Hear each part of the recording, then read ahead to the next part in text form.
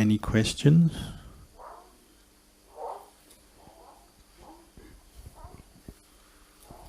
Simon, any questions? Is there someone called Sally? Sally. Do you have any, Tanajan is asking, do you have any questions tonight? No questions.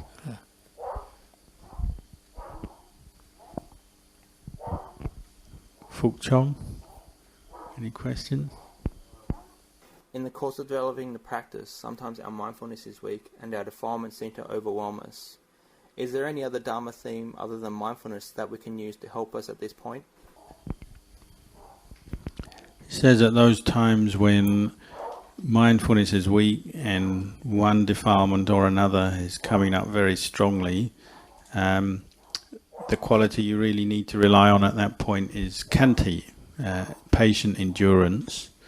But of course, the very nature of the question implies you probably have some mindfulness, and it's that mindfulness, even though it's very weak, it's a good starting point just to know, oh, at the moment I have a lot of lust or greed, or at the moment I have anger.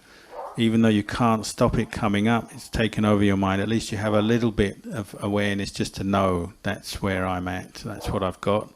And then you rely on your patience not to follow it, not to build it up, indulge it, not to act on it, but just bear with it in your mind as long as you don't have enough mindfulness to let it go yet, until gradually the kilesa itself will also become weak, because it's an impermanent thing.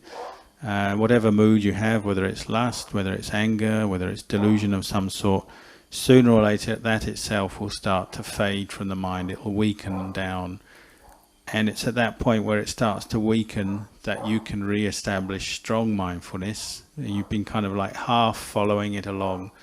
You'll notice the point where it starts to fade from the mind, then you re-establish strong good mindfulness. And it's at that point, say you've been caught into a mood of lust, where you might bring up the contemplation of the unattractiveness of the body at that point, and because that mood of lust has gradually faded, now you can review it with fresh mindfulness, strong mindfulness and wisdom at that point. Or if it was anger, you were very upset, very emotional about something, now that that emotion has passed and faded from the mind, that is the time that you bring up mindfulness, say, of metta, kindness, compassion, again reviewing that past mood and then teaching your mind at that point using the wholesome Dhamma that you're bringing up with this new fresh mindfulness. The important thing to do at those times when we do have a particular kilesa overwhelming the mind and it seems like there's nothing we can do about it other than just bear with it, don't let your mind get caught into the desire for peace and say, oh, I wish it wasn't here, I wish I wasn't all stirred up like this, I wish I was peaceful, because you're only adding to your suffering at that point, and it will confuse you further and make it even harder to practice this patience until the mood has passed away. You're just interfering with it as it were. So the main thing is just practice patience, endurance, and as much mindfulness as you can. You just keep following along with that mood. You're that way, and then when it gradually fades from the mind, then you start practicing mindfulness again, re-establish mindfulness and contemplate what's past and see if you can get some insight on it. How do we develop upekkha when doing the 4 Brahma-viharas? The 4 Brahma-viharas are skillful practices. They're really specifically what we call samatha meditation practices, and they have specific aims and help. Sometimes are used particularly for people with specific personality traits. So for instance, the first, Metta Brahma-vihara, is the development of the thought of, or the object of loving kindness, loving friendliness as a meditation object, and is particularly used by those who, of the character, the dosa jarita, the angry character. One develops this because it's developing the quality that they're obviously lacking. If one tends towards negativity, aversion in one's outlook towards oneself and others, that means one's lacking metta. So one's developing metta to bring up and balance one's outlook, one's attitude towards oneself and others. And the result is that the heart cools down, so one achieves some peace and stability of samadhi. Karuna is compassion. It's that aspiration to help others, to free them from suffering, or free oneself from suffering, or to help others avoid suffering, or oneself avoid suffering. And again, it's a skillful quality one can direct the mind to bring up. Mudita is sympathetic joy or altruistic joy, where one is developing a sense of sharing in the happiness, the success of others. So it's the direct opposite of the quality of envy or jealousy. And it brings the mind to coolness and peace by whenever one is aware of the success, the goodness of others, the success, the happiness of others, one finds peace in that. So one's mind is brought to a sense of coolness and peace. The direct opposite, say, if one was stirred up with jealousy or envy. As far as upekkha goes, as a Brahmaviharas, it's that sense of detached equanimity based on the understanding that whatever happens to other people, that's the result of their individual karma, and one is not in one's mind adding on anything to that with one's attitude towards them. One isn't getting caught up or adding on mentally to the, say, particularly to the suffering of other people. So one might be aware that somebody has had some suffering, bad things have happened to them. One might be aware this is a result of their own negative karmic creations. They've been caught into greed, anger, or delusion in some way. That's come up, it's brought them suffering. One might have the desire to help them and wish to help them. One might be successful in helping them, but sometimes one isn't successful in helping them. All of this one has to carry on with an attitude of equanimity, just accepting, well, this is their karma. One does maybe what one can, but the outcome, one has to be able to accept it, whether one can help successfully or it's beyond one's ability. One has to be able to be at peace with that. So again, it's that sense of equanimity based on an understanding of karma that brings the mind to coolness. And in particular, one isn't in any way making anything out of, say, the suffering of others. One isn't making it worse or seeking to harm them or look down on them. If one sees other people suffering, that wouldn't be upekkha if one was to say, sort of, look down at them and say, oh, they deserve it, or oh, they're just such a bad person, or whatever. It's this coolness of heart where it's just recognizing, well, this is the result of karma.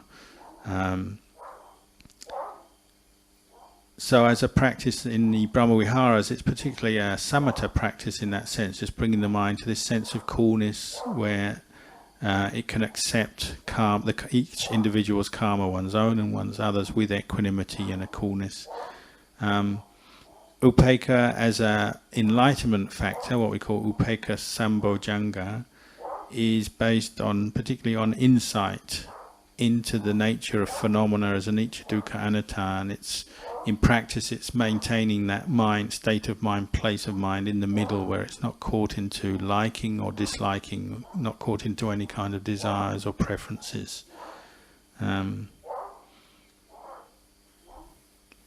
With these practices, the Brahmaviharas, they have the simile or the contemplation just as an example. Say when you have metta, karuna, mudita, upekkha in the mind developed well, the attitude is one of a sense of seeing oneself and others all much the same. One doesn't have preferences in the mind, one isn't attached or clinging to other people or oneself. One sees everyone, oneself and others, all of us the same. So for instance, if say a group of terrorists were to grab you and a few of your friends, say 5 of you, take you all hostage, and then they decided to kill one of you, it would be that sense of absolutely the same whether they take you or they take one of the others.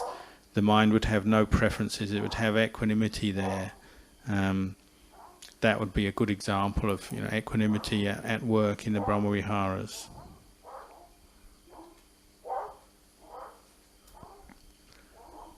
that help? When practicing the 4 Brahma-viharas, do we do them separately or do they all arise together? Probably in practical terms, we'll tend to develop the first one, metta, which is probably why it was put first in the order. We'll develop that first. It's very much sort of the heart of Buddhist practice, and especially in the beginning, one is just developing metta, sense of kindness, friendliness towards oneself and others. And you can see in the practical development of the mind, the spiritual development of the mind, the more metta is developed, well, the other 3 Brahma-viharas will grow out of that very easily, very naturally. So say one is developing a friendly, positive outlook towards other people. When they have success and happiness and good things happen, one immediately has a sense of sharing, wanting to share in that success. One is happy for them. Or if they have suffering, one will have a sense of concern for them that they're suffering, or what can I do to help? So the other 3 will tend to grow out of metta.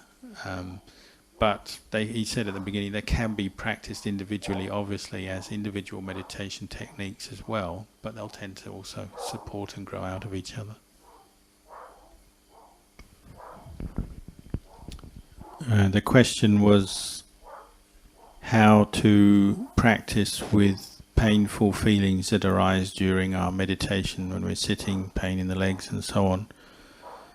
Ajahn said in the beginning, when our practice was still new and our level of mindfulness and other qualities are maybe still developing, we just have to learn the right balance, and if the dukkha vedana, the painful feelings, are just getting too much, well, we have to use changing of posture to get by. We move our legs, we stand up and so on. But as the practice continues and we do it more regularly, we'll find the level of mindfulness, the level of patient endurance, the level of wisdom will come up. And you might find sometimes that you don't need to always just move when there's pain. One can start to investigate pain, meaning when there's painful feelings arising, if they keep coming into consciousness, bothering you, you keep turning your mindfulness to be mindful of the Vedana itself, and to investigate by literally asking oneself questions about it. You know, where is it coming from? What's the source of this Vedana? Why is it here? You can maybe bring up the contemplation, a dead person has no Vedana. Why is that? Because their consciousness and the body have separated. I have this Vedana here. Why is that? Well, because the 5 khandhas, they're still all intermingled. There's still attachment here. There's still a sense of attachment to this body. Therefore, when Vedana arises, I feel pain and I attach to that pain. There's no real separation in any of that. No, not yet any wisdom in that. So you keep investigating in different ways, contemplating it, and also one's patience comes up, and one might start to actually experience a sense of separation. One can see the separation between the mind that knows the Vedana, the body, because in essence these are all what we call elements and khandhas. These are separate things, parts of nature that are individual of themselves. They're not anything that you can say is a self, and that sense of ownership comes through delusion. So as we start investigating, the sense of ownership and identification with the pain starts to diminish. Now, of course, at first that doesn't mean the Vedana completely disappears. It might mean at first that one can just sit there with this insight developing, and one can just sit longer with more pain and deal with more pain. But sometimes it might actually mean that having contemplated and really seen it as, say, anicca, dukkha, anatta, the whole pain just disappears, and actually one completely frees oneself from pain during the meditation.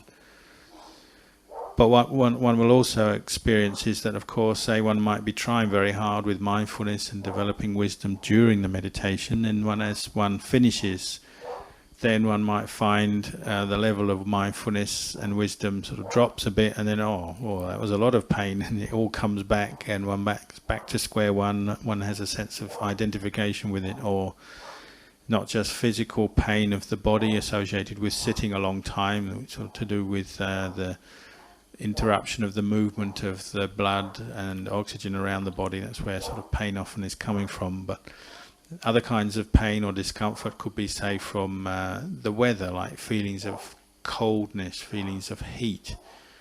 And one finds, sort of as one finishes the meditation, suddenly what one could bear, because one was really practicing mindfulness and not giving in to the thoughts and the proliferation around them, that stops a bit. So one immediately says, oh, it's so cold, or oh, it's so hot, or my leg hurts so much, and one's back to square one. So one just has to keep building up this ability to be mindful of the particular painful discomfort, the painful feeling or the discomfort, and over time both one's endurance develops and also one's ability to be mindful of Vedana in itself and investigate it, to see it as something separate from the mind that's trained in mindfulness and wisdom. One will develop that sense of separation more, and one will be able to last longer and go for longer periods of practice like that. There was a question, when we finish our meditation session, should we spread metta as a sort of a conscious act at that point, say at the end of a meditation session? Or should we or could we share the merits of our practice? And is there a difference between spreading metta and dedicating merit? And say one is dedicating merit to somebody, does one think of their face or their name or whatever? And Tanajan answered that generally when one becomes peaceful, and say particularly towards the end of a meditation, then it is a good practice to, we say, spread metta. That's a very general practice where one is just directing the sense of peace, happiness that has arisen in the mind outwards to all beings. So it's a very general practice to all beings everywhere. The practice of sharing merit or dedicating merit is specifically for the dead, and one will tend to do it. One can do it at that time as well, say at the end of a period of practice when one's feeling peaceful, one might want to dedicate that to a person. Generally it's our relatives, friends, relatives who have died, and one has to, in one's mind, somehow identify the person. So it might be thinking of their face, saying their name, thinking of that person in some way, and it's as if inviting them to share in the goodness of one's practice at that time one is doing that. So it's a more specific thing, and specifically for the dead.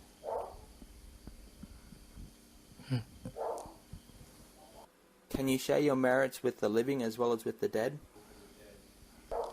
It's really that practice of spreading metta. I was meditating once and I had a mental image come up of my friend with all sorts of grass and roots coming out of them at all the different sense doors. I think this has a Dhamma meaning, but I'm not sure. Could you help explain what it maybe means? You might say this is a sort of an image, a refined image of what's going on in the mind, the way the sense doors become a form, a doorway, a pathway for attachment to arise. But that's just an image, giving you an example of, say, the refined process that's going on. One doesn't really have to concentrate on that or concern oneself with that. What one has to look at is each sense contact that is arising, whether it's, say, one's seeing a form, one's hearing, one's smelling, and the reaction and any particular craving and attachment arising from that. One just is mindful of that from moment to moment, and when one sees a kilesa forming based on some sense contact one's had, one contemplates to see that as anicca, dukkha, anatta, to let go of that particular desire and attachment, and that will automatically be cutting off the very roots which stretch back to or go back to the heart. One doesn't have to worry about the heart or the roots being down there and this sort of refined kind of idea of the sense doorways, one leading to the other. One just goes to whatever sense contact is arising from moment to moment, and one's job is to keep practicing mindfulness continuously to the point when the mind becomes firm in samadhi, becomes peaceful, and then one should have a good foundation to just keep contemplating anicca, dukkha, anatta, and this will be cutting off the sense of self and the mental proliferation and the attachments that are forming with each sense contact as it arises. And if one keeps doing that, well, naturally it will reach a point where one has completely uprooted one defilement or another. It will keep uprooting completely and no longer just be sort of a temporary thing.